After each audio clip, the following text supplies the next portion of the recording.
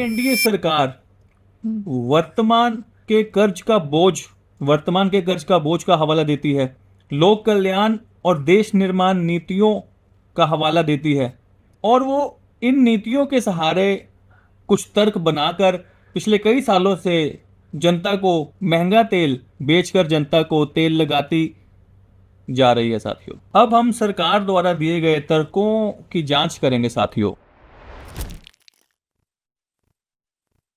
सबसे पहला तर्क सरकार का पुराने कर्जे के बोझ के नीचे दबे होने का साथियों, कि पुराना कर्जा हम यूपीए गवर्नमेंट का चुका रहे हैं, उसके चलते हम तेल की कीमतें कम नहीं कर पाते। तो उसमें आपके लिए एक और डाटा पेश करूंगा मैं। ये भारत देश के total debt to GDP ratio का ग्राफ है। यूपीए के समय 2004 में ये रेशो 85% था साथियों, मतलब जीडीपी के 85% जितना हम पे कर्ज था। फिर यूपीए का कार्यकाल 2014 तक चलता है और हम देखते हैं कि 85% से कर्ज कम होके 67% तक पर आ जाता है।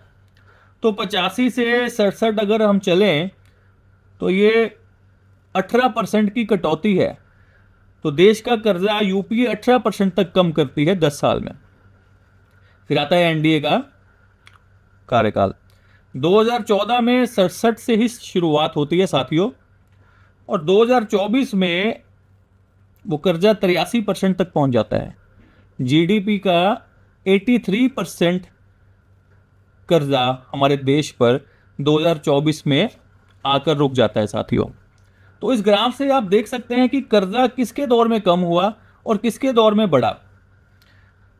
आप सबको पता है कि 50 लाख करोड़ का कर्जा इस देश पे था 2014 में, आज 200 लाख करोड़ का है। तो बीजेपी का यह दावा कि पुराने कर्ज का बोझ चुकाने के लिए रेट तेज हैं और वो हम चुका रहे हैं, ये उनका दावा विफल है साथियों। ये दावा समझ नहीं आ रहा, या यूं कहें कि इस दावे में कोई दम नहीं है।